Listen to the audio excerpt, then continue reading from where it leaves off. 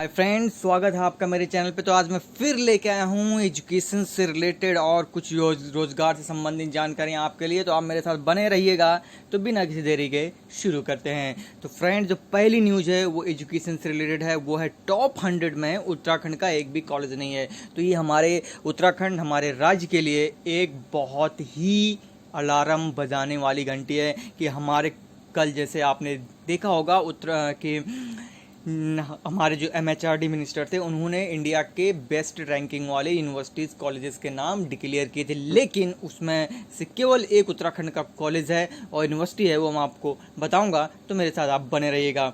तो उत्तराखंड का एक भी सरकारी या निजी कॉलेज देश के 100 सर्वश्रेष्ठ कॉलेजों में शामिल नहीं है। केंद्रीय मानव संसाधन विकास मंत्रालय द्वारा जारी उच्च शिक्षण संस्थानों की रैंकिंग में केवल ये खुलासा हुआ है कि IIT रुड़की जो टॉप 10 में थी उनमें जगह बना पाई। उसके अलावा ग्राफिक एरा यूनिवर्सिटी 97 रैंक में है। बाकी किसी को छोड़ के कोई भी यूनिवर्सिटी कॉलेज जो हमारे प्राइवेट हैं, चाहे आप कुमाऊं यूनिवर्सिटी ले लीजिए, चाहे गढ़वाल यूनिवर्सिटी ले लीजिए, चाहे जीबी पंत यूनिवर्सिटी लीजिए, चाहे तमाम यूनिवर्सिटीज हैं उत्तराखंड में, तो एक हमारे लिए एक अलार्म की घंटी है। और उन स्कूल, कॉलेज, मैनेजमेंट और संस्थानों के लिए अलार्म की घंटी है जो केवल केवल केवल पैसे के पीछे भाग रहे हैं और एजुकेशन की क्वालिटी को नहीं देख रहे हैं। इससे उनका तो नुकसान है ही है और राज्य का नुकसान तो अलग से है।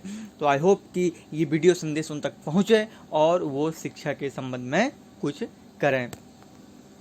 अगली खबर फ्रेंड्स ये है कि निजी स्कूल संचालकों ने सरकार और छात्रों की सुरक्षा की गारंटी मांगी है सरकार से। अगर वो स्कूल खोलना चाहते तो ये कहना है कि सरकार जिम्मेदारी ले तब वो स्कूलों को खोलेंगे, ये कहना है निजी स्कूलों का।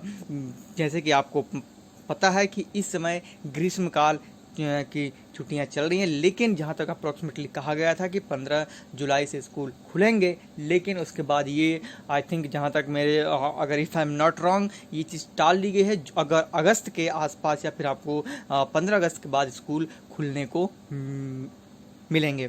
और इसके अलावा बोर्ड, जो सबसे बड़ी खबर निकल गई आ रही कि बोर्ड परीक्षाओं को भी स्थगित करने की मांग उठ रही है। जो उत्तराखंड क्रांति दल ने कोविड को देखते हुए ये कहा है कि जो बोर्ड की परीक्षाएं की डेट आपको याद होगा, पहले 20 जून से निकली थी, उसके बाद उसको 22 जून से कर दिया गया। मैं नहीं समझता कि 2 दिन में कुछ अंतर होने वाला है, ठीक है। उसके अलावा देहरादून और नैनीताल जैसे कॉन्टिनेंट जोन है जहां पर अभी भी संयम बना हुआ है कि एग्ज़ाम होंगे या नहीं होंगे। हालांकि इसके बारे में हम एक अलग से वीडियो बनाएंगे, तो आप हमारे साथ बने रहिएगा। तो इससे पहले आप चैनल पर नए हैं तो क्या करना है आपको, आप जानते हैं, लाइक करना है, कमेंट करना है, शेयर करना है। डिस्क्रिप्शन बॉक्स में जाइए, वहाँ पर आप मुझे इंस्टाग्राम और ट्विटर पर भी फॉलो कर सकते हैं। इसके अलावा आपका कोई और क्वेश्चन है तो आप #AskWithPN का इस्तेमाल करके मुझसे कोई भी क्वेरीज पूछ सकते हैं। तो चलिए आगे बढ़ते हैं। तो आगे जो न्यूज़ है वो एक थोड़ी सी खुशखबरी वाली है, जो कि ऑलरेडी मैंने आपको बताया कि ग्राफिक एरा यूनिवर्सिटी के 100 टॉप 10 में आने से जश्न का माहौल है, ठीक है। देश की शैक्षणिक संस्थानों की जो रैंकिंग निकली थी कल, आप जानते ही हैं कि टॉप 100 में केवल ग्राफिक एरा यूनिवर्सिटी का ही नाम आया है। तो इसको लेकर ग्राफिक एरा एजुकेशन ग्रुप के अध्यक्ष प्रोफेसर कमल घनशाला ने कहा कि ये उनके लिए एक बहुत अच्छी बात है और ये खुशी की बात है। तो हमारे लिए भी और पूरे उत्तराखंड के लिए भी एक खुशी की बात है। इसी बात पे एक लाइक तो बनता है। इसके अलावा इन्होंने कहा है कि अगले सत्र से या फिर इस सत्र से कोशिश करेंगे कि वो ऑनलाइन कोर्स स्टार्ट करने की सोच रहे हैं, जिससे विश्वविद्यालय और अधिक स्टूडेंट उनसे जुड़ें। उसके अलावा विश्वविद्यालय प्रबंधन ने कहा कि इस सत्र में कंप्यूटर एप्लीकेशन मैनेजमेंट, कॉमर्स आदि के कोर्स भी शुरू करने की सोच रही है। ये बहुत अच्छी सोच है। इससे हमारे इलाके और राज्य के लिए बहुत अच्छी खुशखबरी है। तो आगे बढ़ते हैं। आगे जो न्यूज़ है वो जॉब से संबंधित है, रोजगार से संबंधित है। ये है सेलाकुई की कंपनी को नहीं मिल रहे कुशल श्रमिक, इसका सबसे बड़ा ये रीज़न है, क्योंकि कोविड की वजह से काफ़ी जो है वर्कर्स का जो मतलब एक्चुअल में टैलेंटेड थे उनका जो है माइग्रेशन हो चुका है वन स्टेट टू अनदर से। जैसे आप जानते हैं कोविड की वजह से काफ़ी समस्या हो रही थी, इसी वजह से कंपनियों में काम बंद होने पर लौटे जो श्रमिक थे वो उतने कुशल नहीं हैं जितने होने चाहिए। यहाँ पर कहा गया है कि सिलुकाई में इलेक्ट्रॉनिक्स की बड़ी कंपनी में सीजनल डिमांड होती है, एसी, पंखा, कूलर, जिसकी वजह से कुशल श्रमिकों की कंपनी के कारण कंपनी को भारी नुकसान हो रहा है। सरकार को श्रमिकों के वापस लाने पर लौटा में बॉर्डर पास, जबरन क्वारंटाइन न करने आदि की शर्तों में छूट देनी चाहिए।